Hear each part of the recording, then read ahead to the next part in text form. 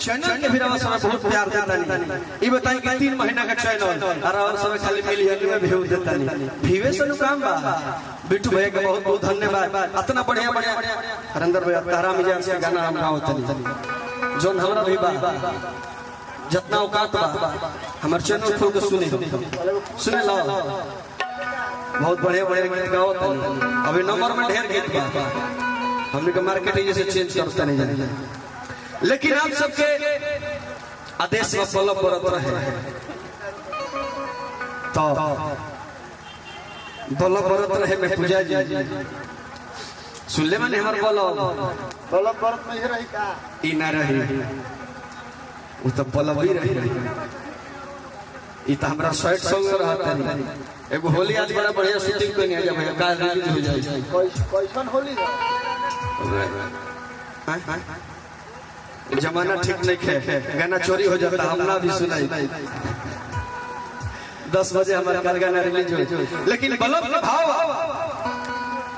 तनी गेड़ूर मारी बेटू सुहागरात के बाद बेटू भेज सुहागरात तक सखी नैहर से जब ससुरा गईली है तो नैहर वाली सखी ससुरा वाली सखी भी फोन कैली है। फोन लगा के कहलिया हेलो ए सखी ई बताओ जी पहिलका रात कैसन बीतल है। भचो भचो ई कारे भचो भचो हैं हरिहर भचो भचो बीतेला। सखी कहतरी कि मत पूछो ये सखी सबके बलमुआ पूछबे मत करो तो दूध में हॉर्लिक्स डाल के पिए ले। ये मोना दल बनिए ढरका गइल है ये हॉर्लिक्स के पीबे सही से पी जाते कुल पी गइल ढरका गइल है। सबके बलमुआ बलब उदा के प्यार करेले आई मोना बलब जरा ये के प्यार कर देले लाइन यूज करता तो वीडियो में पूजा जी हम भाव पहले बने ऐसे कि जब कैसेट पे बा वो लाइव दिखावे का पड़ी यानी बाबा मुकेश भैया तने गमछी के जमाने बने हुई, लेकिन हमने के करा का चेंज करे पर लागल बनी जा गमछी के बहुत दूर ले जाए वाला बनी जा।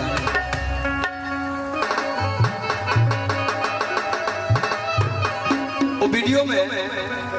डायरेक्टर हमरा के आधा मोरो आधा मेहरारू बना देले बड़े शिवहरी भैया बीच बीचवा में हमरा ये ना बुझाई अंकु भैया बीबीगंज से हमने कलाकार का तू भगवान हो। हमरा ये ना बुझाई तू वीडियो 120 मिलियन गोइल पैसे रे वो वीडियो में का ओमे भाव कइले बारे बाबू का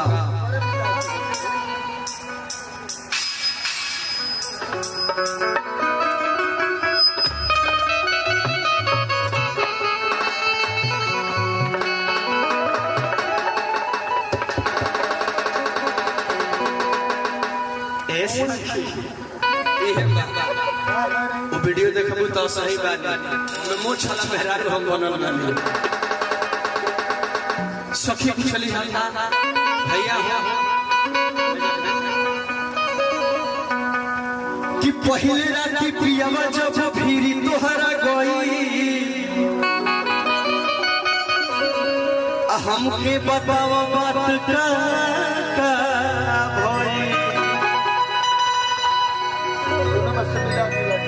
तो सखी कहलिए कि बलब बहरत रहे हो बलब बहरत रहे हो असैया चोचा लड़ा के प्यार करत रहे हो। के सुने बा भैया ये होने के सुन ले मुझे सब कुछ सुन ले बा हजार लोग को हाथ में अरे बलब बहरत रहे हो बलब बहरत रहे हो बलब बहरत रहे तसैया चोचा लड़ा के प्यार करत रहे। आज सुनिए जी शुद्ध मन से लड़ा के देखा लोग पूजा के फैन हम बाहर फैन नहीं हमरा पीछे अब ए बाबा आओ तो बलब बहरत रहे हो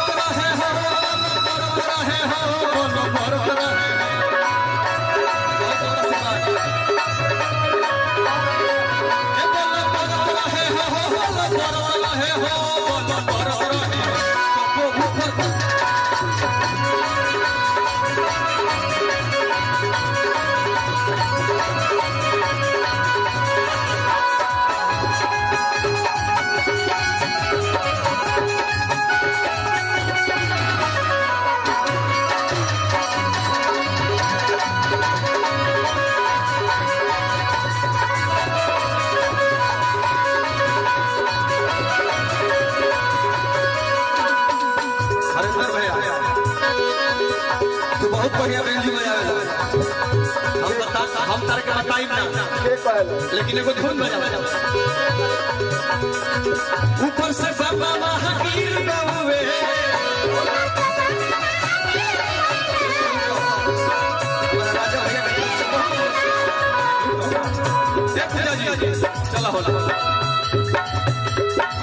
ऊपर से बाबा महावीर गौवे महावीर गौवे राजा जी के गोड़ा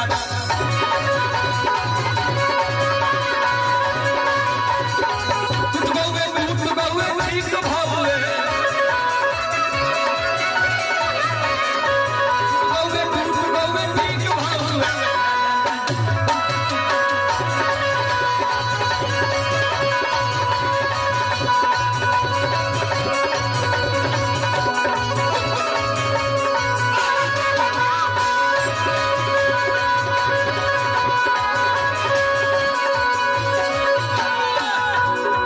और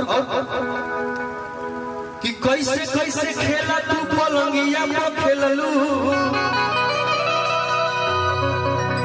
आ कही बेरा चुमा तू पियावा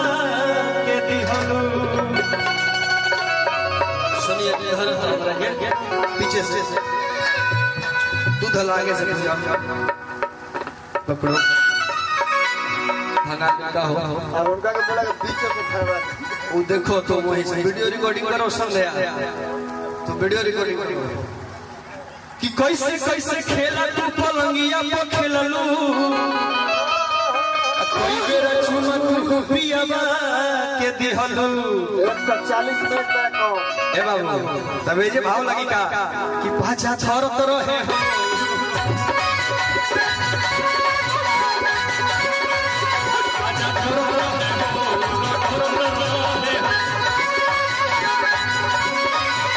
पकड़ाए पिया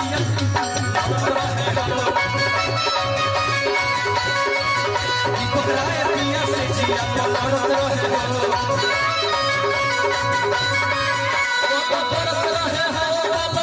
रहे हो बोलो बरस रहे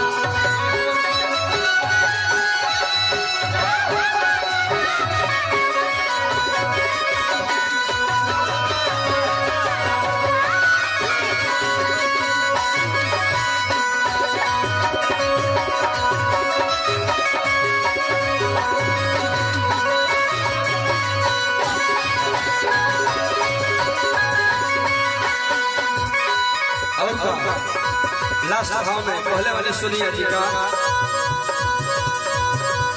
होने वाला बात तो नहीं हमके बताओ आ दीपक तिवारी अरवा के जानी तरसा तब सखी कहलिएगा कि मजा मिलत रहे हो